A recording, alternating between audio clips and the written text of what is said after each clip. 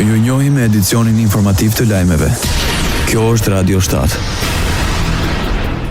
Lëvizja vetëvendosje konfirmohet forca e parë politike dhe pas zgjedhjeve të parakohshme parlamentare në Kosovë. Pas numërimit të rreth 99.26% të votave, partia në pushtet prin me rreth 49% ose 426.000 vota. Pas tyre vjen Partia Demokratike e Kosovës me rreth 21% dhe e treta është Lidhja Demokratike e Kosovës me 13.6%.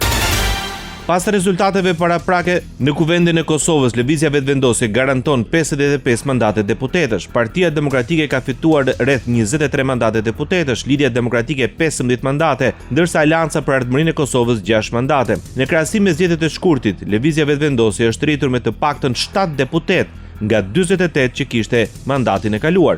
Ndërkaq PDK humbi një deputet. Humbësia më e madhe është Lidhja Demokratike e Kosovës, që ka pësuar një rënje me 5 deputet, ndërsa Nisma duket se ka mbetur jashtë kuvendit. Janë ende pa u numëruar votat me postë dhe ato në përfaqësi diplomatike. 20 ulëse të tjera në Kuvendin e Kosovës ndahen në 10 për komunitetin serb dhe 10 për komunitetet e tjera. Shumica në Kuvendin e Kosovës garantohet me 61 deputet. Pas shpalljes së rezultateve paraprake, kryetari i lëvizjes vetëvendosje Albin Kurti shpalli fitoren e partisë së tij në zgjedhjet e 28 dhjetorit. Për kreu në detyrë të qeverisë, në këto zgjedhje fitoi populli dhe Republika e Kosovës. Me 9 shkurt si vjet fitoi lëvizja vetëvendosje me partnerët. Me 28 dhjetor 2025 fitoi populli i Kosovës dhe Republika. Urime fitoria më e madhe në historinë e vendit. Tash na presin shumë punë përpara.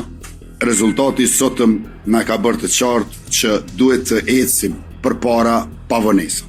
Krahas asaj, ai shprehur i gatshëm të bashkëpunojë me opozitën për marrëveshjet ndërkombëtare, duke theksuar se bllokadat janë të pamundshme.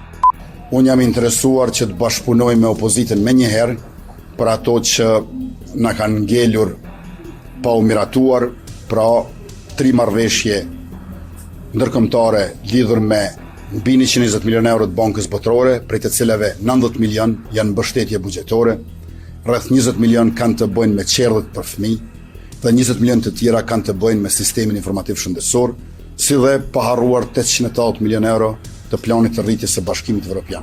Për këto na duhet një shumicë prej 2/3. Lidhja Demokratike e Kosovës pranon humbje në zgjedhje. Kryetari i partisë, Lumir Abdigjiku, tha se rezultati i kësaj partie në këto zgjedhje nuk është ai që ka pritur dhe dëshiruar, por thekson se është një moment reflektimi. Rezultati i LDK-s nuk është ai që e kemi pritur, nuk është ai që unë si kryetar kam dëshiruar ta shoh ndonjëherë. Ky është një moment reflektimi i thellë i përgjegjësisë dhe i seriozitetit politik, kur qytetarët e Kosovës flasin, ne duhet t'i dëgjojmë. Kur populli i jep verdiktin e vet, ne duhet patjetër ta respektojmë. Demokracia funksionon kur udhëheqësit janë gatshëm të bëjnë përgjegjësi, jo vetëm kur fitojnë e kur kanë fest, por edhe kur kanë humbje si kjo. Ndërsa nuk përjashton mundësinë të largimit nga drejtimi i kësaj force politike, pritet thirrja e kuvendit të partisë. Dhe sot në këtë moment sfide, LDK ka nevojë për unitet, për reflektim të thellë dhe një fazë të re, të sinqertë brenda vetes. Ka nevojë të dëgjojë më shumë, të hapet më shumë, të rinovohet më shumë e më guzimshëm.